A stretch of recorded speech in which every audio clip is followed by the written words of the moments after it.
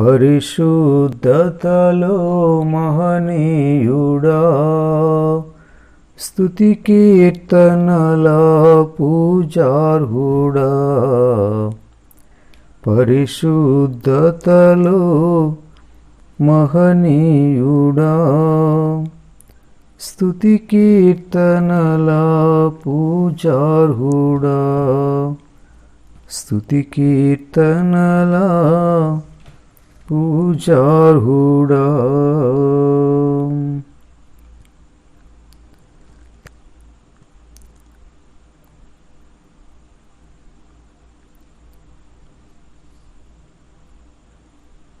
ప్రభువునందు ప్రియమైన సహోదరులారా,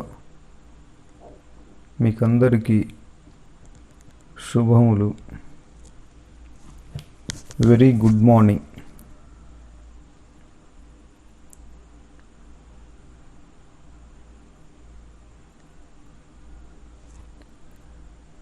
శత్రువులు త్రవ్విన బావులన్నీ, పూడ్చివేసిన బావులన్నీ,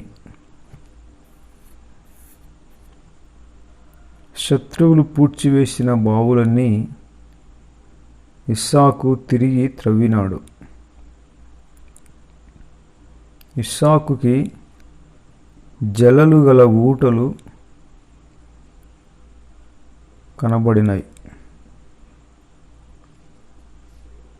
మన పెద్దవాళ్ళు చేసిన కార్యములను ఇంకా మనం వృద్ధి చేయాలి.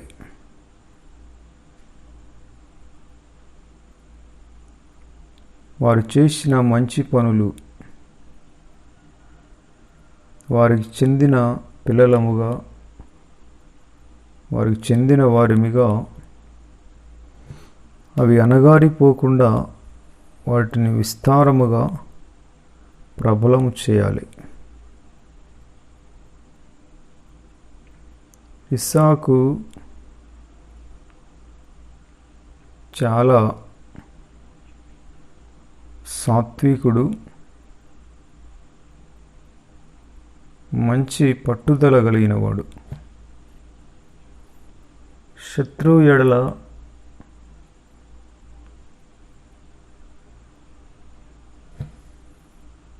మరి చాలా పట్టుదల కలిగిన వాడు. బావులు పూడ్చివేసిన బావులని తవ్వుతుంటే వారు మాది అని తీసుకున్నారు.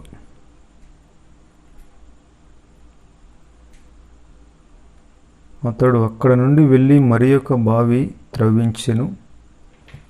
దాని విషయమై వారు జగడమాడలేదు గనుక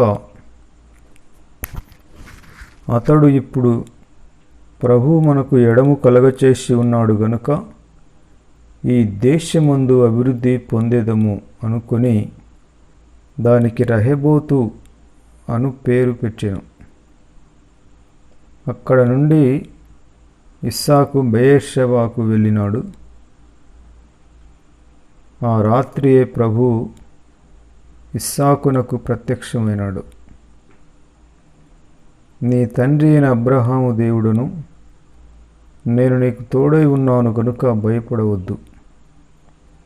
నా దాసుడైన అబ్రహామును బట్టి నిన్ను ఆశీర్వదించి నీ సంతానమును విస్తరింపజేస్తాను అని చెప్పినాడు. అక్కడ అతడు ఒక బలిపీఠము కట్టించి యెహోవా నామమున ప్రార్థన చేసి అక్కడ తన గుడారము వేసెను. అప్పుడు ఇస్సాకు దాసులు అక్కడ బావి త్రవ్విరి. సొదొమ గొమొర్రా పట్టణాలను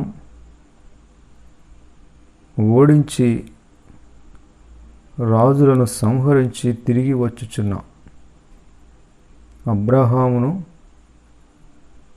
షాలేము రాజైన మెల్కీషెదెకు ఎదుర్కొని రొట్టెను రసమును ఇచ్చాడు, ఆశీర్వదించాడు. ఆ తర్వాత ప్రభు కనబడ్డాడు. అబ్రహామా, నేను నీకు కేడెము, నీ బహుమానము అత్యధికమవుతుంది అని చెప్పాడు. ఇక్కడ కూడా శత్రువులతో పోరాడినాడు ఇస్సాకు. వారి దౌర్జన్యాన్ని మరి ఎదుర్కొన్నాడు. వారు చేస్తున్న దౌర్జన్యమునకు భయపడక పిరికివానిగా ప్రయత్నం మానుకోకుండా ఉదార స్వభావం గలవాడై అలా వదిలేసి వచ్చాడు వాటిని.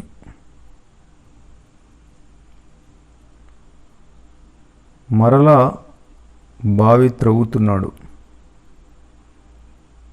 ఒకచోటే ఒక స్థలమే మన గురిగా పెట్టుకోకూడదు.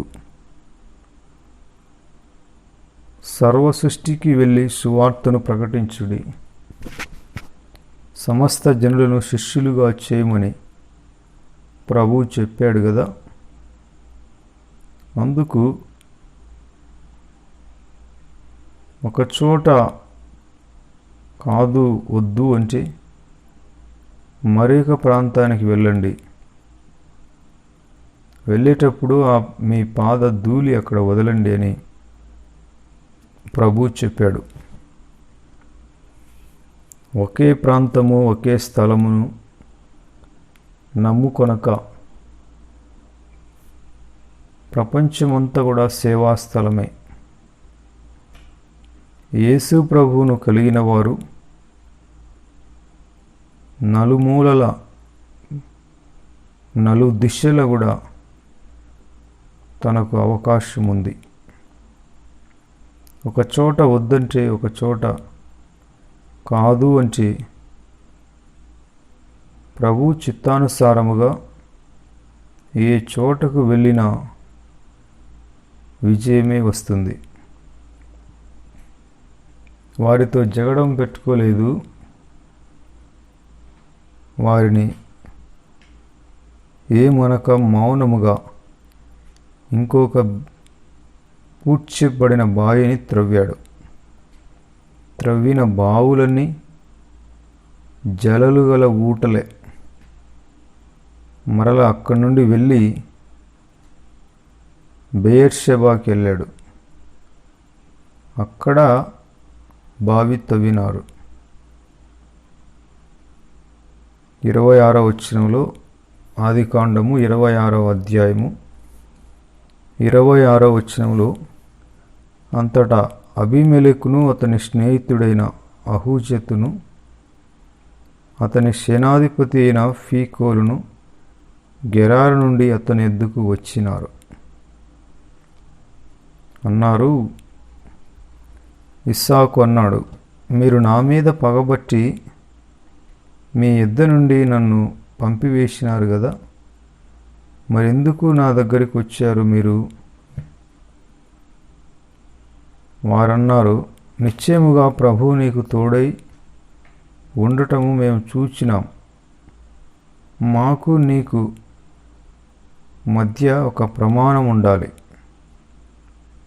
మేము నిన్ను ముట్టక మేలే తప్ప మరేమియూ చేయక నిన్ను సమాధానముగా పంపివేసితిమి గనుక నీవును మాకు కీడు చేయకుండానట్లు నీతో నిబంధన చేసుకొందుము అనుకుంటిమి. నీవు ఇప్పుడు ఆశీర్వాదము పొందినవాడవు అన్నారు. ఇస్సాకుతో సమాధాన పడటానికి వారు వచ్చారు. వారికి భయం వేసింది. ఈ మనిషి ఏం మనుష్యుడు ఇతను? అతను తవ్వుతున్న బావులన్నీ మేము దోచుకున్నా కూడా అతనికి మా మీద ప్రతీకారం తీర్చుకోలేదు. చాలా మంచివాడు, ప్రభువు అతనికి తోడై ఉన్నాడు. పైగా అతను గొప్పవాడు, గొప్ప మనస్సు, చాలా ప్రత్యేకమైనవాడు.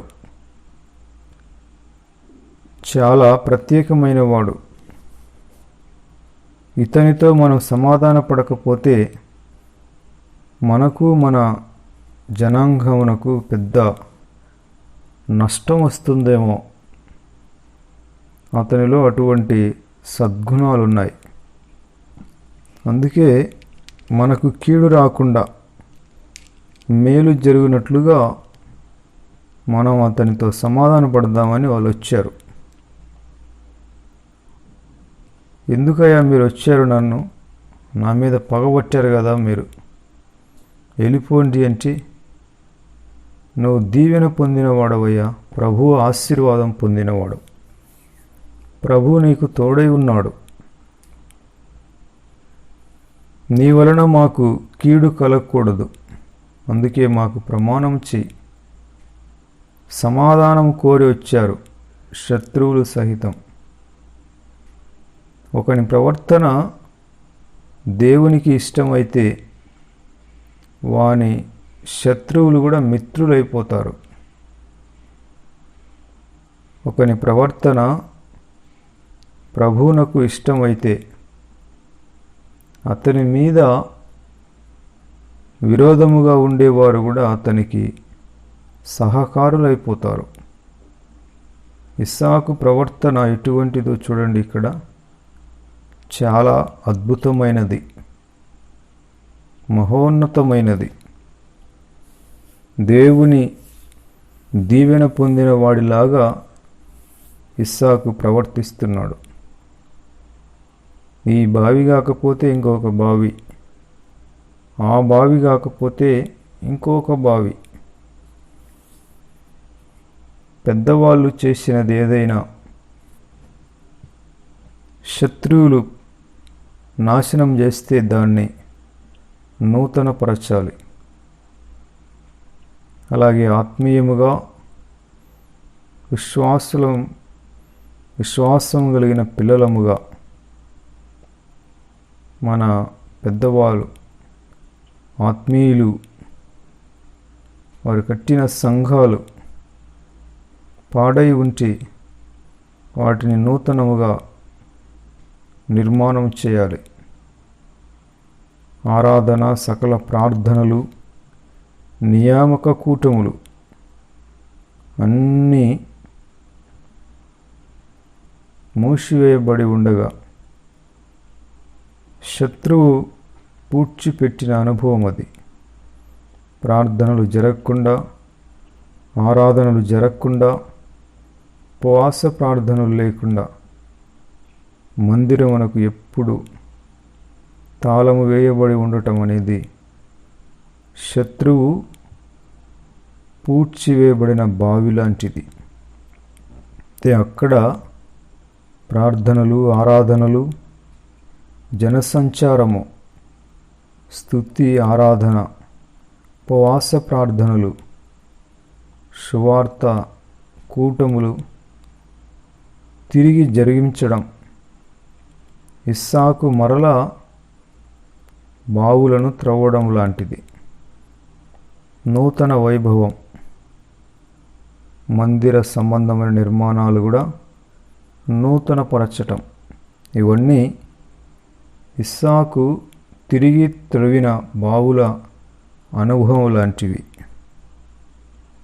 పితరుల బావులను మనము ఏమార్చకూడదు, వాటిని అలాగే వదిలేయకూడదు, వాటిని నూతనపరచాలి. చాలామంది ప్రభువును నమ్ముకొని కొత్తలో హుషారుగా ఉంటారు. కాలక్రమేణా ఎంతో అణగారిపోతారు. ఆ ఆనందము, ఆ విశ్వాసము తగ్గిపోతుంది. పునాదులు పాడైపోతే నీతిమంతులు ఏం చేస్తారు? ఈ కాలం ఎట్లా ఉందంటే ప్రార్థనలు, పరిశుద్ధత, నశించు ఆత్మల కొరకైన భారము అనేది తగ్గిపోయినట్లుగా కనబడుతూ ఉంది. కానీ బాప్తిస్మమిచ్చు యోహానులాగా మండుచూ ప్రకాశించే దీపంలాగా బలిపీఠం మీద అగ్ని నిత్యము మండుచుండులాగున మనము నిత్యము మండాలి. ఎంత చేయాలని ప్రయత్నించినా, ఏదో చేయాలి దేవుని కొరకని ప్రయత్నించినా, ఉరికినా అపవాది మరలా మరలా మరలా మరలా మరలా అణిచివేయాలని చూసిన మరలా ప్రయత్నం మాత్రం మానుకోకూడదు. సాధించినంత వరకు దానిని ప్రయత్నం మానుకోకూడదు. ఇస్సాకు వదిలిపెట్టలేదు. త్రవ్వుతుంటే శత్రువులు దాడి చేస్తున్నారు, అయినా మానుకోలేదు. మరలా త్రవ్వుతూనే ఉన్నాడు. ఇక్కడ కాకపోతే అక్కడ, అక్కడ కాకపోతే ఇక్కడ. ఒక దైవజనుడు ఉండేవాడు. ఒక చోటికి వెళ్ళి సువార్త ప్రకటిస్తే అక్కడ వాళ్ళు వద్దు అన్నారు. వేరే ఊరికి పోయాడు, అక్కడ వద్దన్నారు. ఇంకొక ఊరికి వెళ్ళాడు, అక్కడ ఆయన్ను తరిమారు. 4వ ఊరికి వెళ్ళాడు, అక్కడ తరిమాడు. తరుముతి 5వ ఊరికి వెళ్ళాడు, అక్కడ కూడా ఆయన త్రోసివేశారు.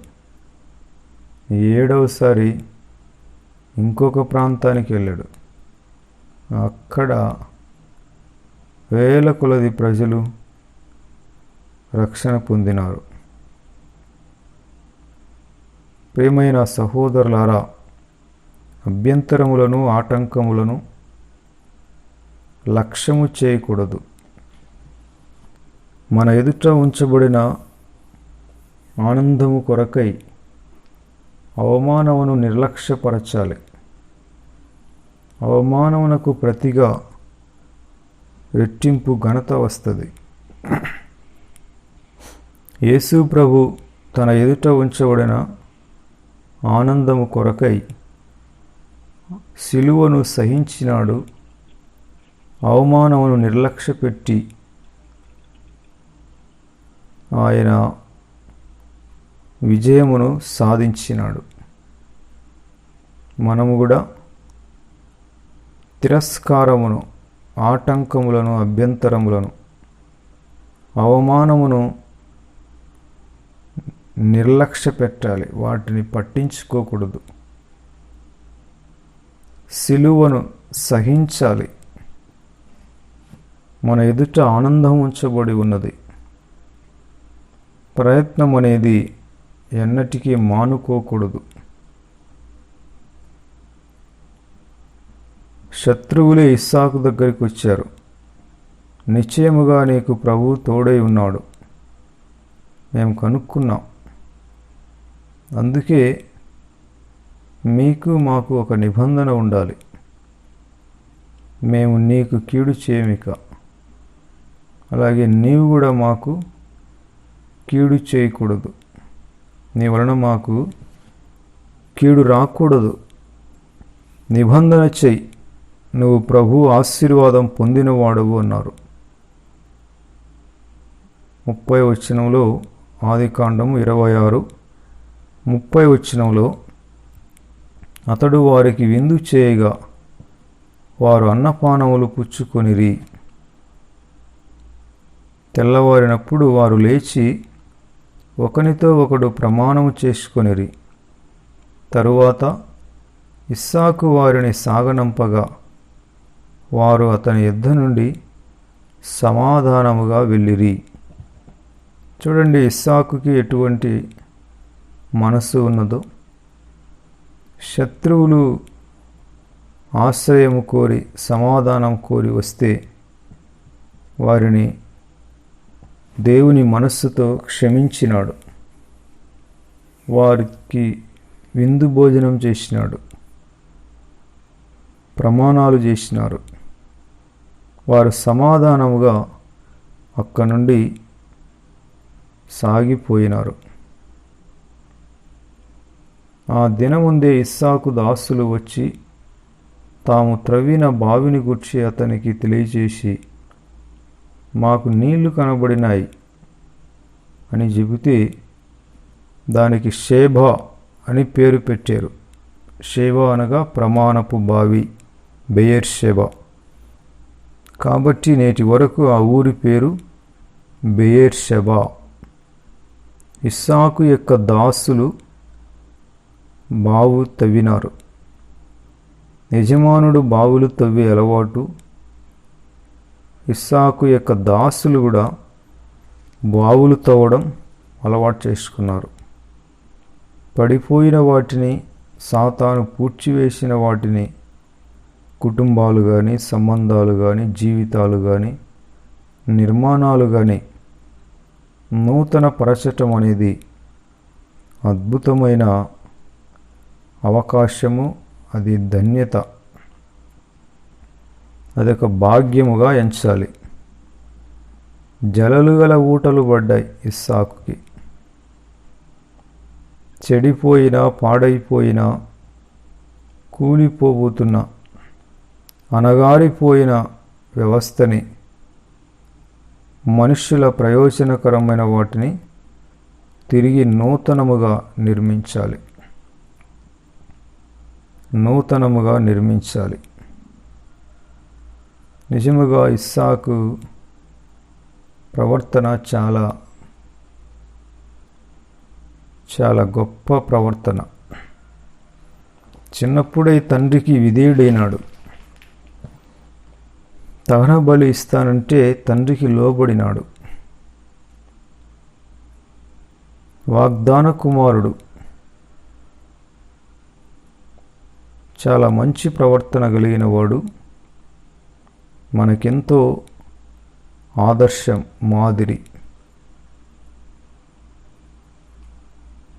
తల్లిదండ్రులకు సంబంధించిన ఆస్తుల విషయంలో కూడా కుమారులుగా, పిల్లలుగా,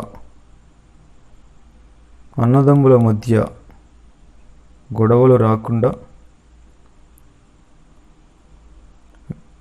సమాధానముగానే ఉండాలి. గొడవలు, తగాదాలు పడకూడదు. వెలివేసిన వారే, త్రోసివేసిన వారే, నిర్లక్ష్య పెట్టిన వారే దగ్గరికి వస్తారు. తప్పైపోయిందయ్యా, నిన్ను అపార్థం చేసుకున్నాం, తక్కువగా అంచనా విషయం అని వారే వచ్చి చెబుతారు. ఆత్మ సంబంధమైన వ్యక్తిత్వాన్ని కలిగి ఉండాలి.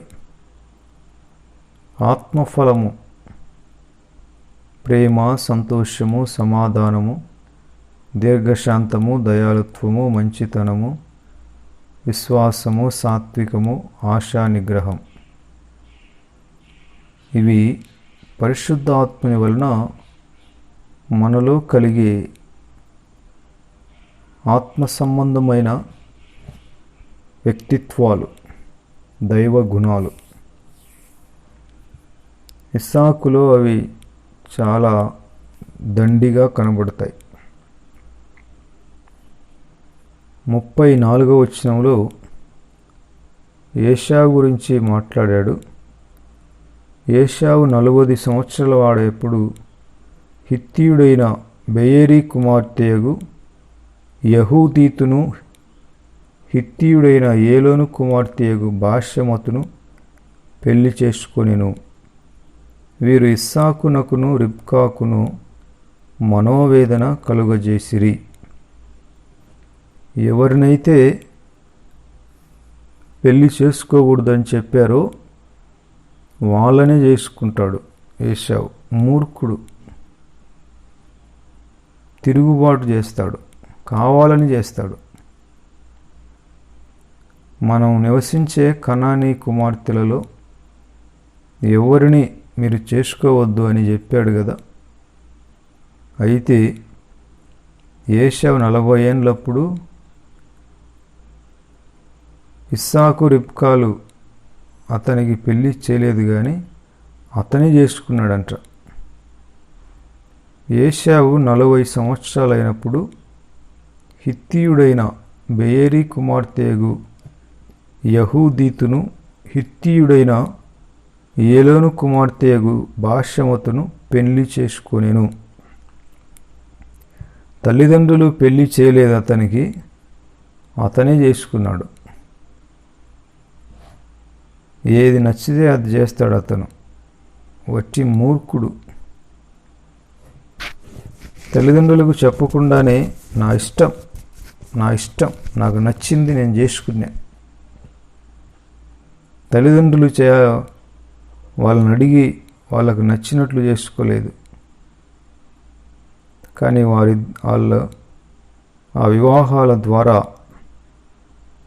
అప్పుడే ఇద్దరిని చేసుకున్నాడు. వారి ద్వారా వీళ్ళకు మనోవేదన కలిగింది ఇస్సాకు రిబ్కమ్మలకి. ఏశావు ఇక మీదట తల్లిదండ్రులను బాధ పెట్టడం తన జీవితంలో ప్రారంభం చేశాడు. పెళ్లితో వద్దురా అంటే చేసుకున్నాడు. నాకు నచ్చింది నేను చేసుకున్నాను అని అంటాడు. తను చేసింది తప్పు అని ఒప్పుకోడు. తను చేసింది కరెక్టే అని అనుకుంటాడు. నేను చేసినది కరెక్టే అనుకుంటాడు. ప్రియమైన సహోదరులారా, మూఢత్వముగా ప్రవర్తించకూడదు.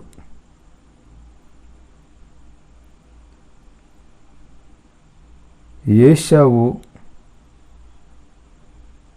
మూఢత్వము కలిగి తనకు నచ్చినట్లు చేస్తాడు. వివాహ విషయంలో ఆది కాలము నుండి మనుష్యులు విపరీతముగా ప్రవర్తిస్తున్నారు. మనము ఆదాము నుండి హేబెలు, సేతు, హనోకు, నోవహు, అబ్రహాము, ఇస్సాకు, ఇప్పుడు యాకోబు తరములోనికి మనం వచ్చాం. ఇన్ని తరాల గురించి మనం వింటూ ఉన్నాం.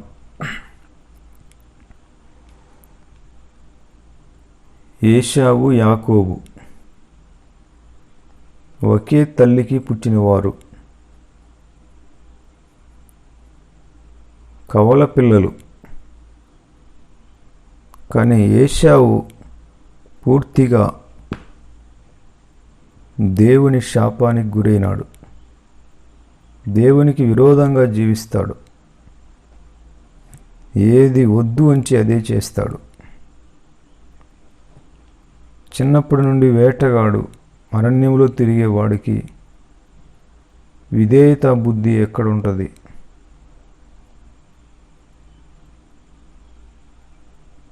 వివాహ విషయంలో అనాది కాలం నుండి దేవుని నియమాన్ని తోలనాడుతూ ఉన్నారు.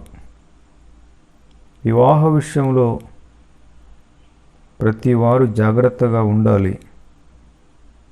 వివాహం చేసుకునకపోయినా దేవుని మాటకు లోబడాలి. పెళ్ళి అయినప్పుడైనా పెళ్ళి కానప్పుడైనా దేవుని మాట మీద నిలబడాలి. అదొక శోధనగా, భవిష్యత్తును అంధకారముగా మార్చే వివాహముగా ఉండకూడదు. జలప్రలయం రావడానికి వివాహ వ్యవస్థే కారణం. వారు తమకు ఇష్టం వచ్చిన స్త్రీలను పెళ్లి చేసుకున్నారు, వాళ్ళకు నచ్చినట్లు చేసుకున్నారు. అందుకే లేనిపోని గొడవలు వచ్చినాయి. దేవుని మనస్సు ఆత్మ బాధపడింది. నా ఆత్మ నరులతో ఎల్లప్పుడూ వాదించదు. అస్తవ్యస్తమైన వివాహ వ్యవస్థను చూసి దేవుడు మనసులో మదనపడ్డాడు, వేదన పడ్డాడు. వివాహ వ్యవస్థ ఒంటరిగా ఉన్న ఆదాముకి హవ్వమ్మను తోడు చేస్తే ఆ వచ్చిన స్త్రీ దేవుని నియమాన్ని అతలాకుతలం చేసింది, కకావికలం చేసింది. ఆదాము హవ్వమ్మలు పూర్తిగా దేవునికి దూరమైపోయినారు. ఏదెను తోటలో నుండి వెళ్ళగొట్టబడ్డారు. ఆదాము దేవునికి కుమారుడు కదా, మరి ఆదామే ఎటువంటి వాడైపోయినాడో చూడండి. కడుపున పుట్టిన పిల్లలు మంచిగా వారు మారాలంటే తల్లిదండ్రులముగా మన చేత ఏం కాదు, ప్రభువు యొక్క సహాయం. మనం వారికి మాదిరిగా ఉండాలి. వారిని పట్టుబట్టి మార్చాలంటే అది దైవికముగా సరికాదు. వీలైనంత వరకు తల్లిదండ్రులు పిల్లలకి ఎంతో మార్గదర్శకముగా ఆదర్శంగా ఉండాలి. తల్లిదండ్రులను చూసి పిల్లలు కూడా దేవుని మీద ఆధారపడటం నేర్చుకోవాలి. దేవుని చేత వారి జీవితాలు మార్చబడాలి. ఆయనకు అసాధ్యమైనది ఏది లేదు. ఆయన దయగలవాడు, ఆయన కృప నిరంతరము ఉంటుంది. ప్రియమైన సహోదరులారా, వివాహ వ్యవస్థ ద్వారా దేవుని సన్నిధి మరింత మనకు దగ్గరగా ఉండాలి, కానీ ఆయన సన్నిధికి మనం ఎన్నటికీ దూరము కాకూడదు. వివాహం చేసుకున్నామని సంసార సాగరంలో మునిగి తేలకూడదు. దేవుణ్ణి ప్రథమ స్థానముగా ఉంచకుండా అధమ స్థానం ఉంచితే జీవితాలలో సారవంతమైన ప్రభావం అనేది పోతుంది. వివాహ వ్యవస్థ ద్వారా మరింతగా దేవునికి చేరువ కావాలి. అంతేగాని దేవునికి దూరమైపోకూడదు. ఈ కాలంలో కూడా వివాహం చేసుకొని అనేక మంది దేవుని సన్నిధికి దూరముగా సంసార సాగరంలో మునిగి తేలుతున్నారు. హుషారుగా, ఆనందంగా, ఉత్సాహంగా, ఉల్లాసంగా ఉరికెత్తే వాళ్ళు చతికిల పడిపోయి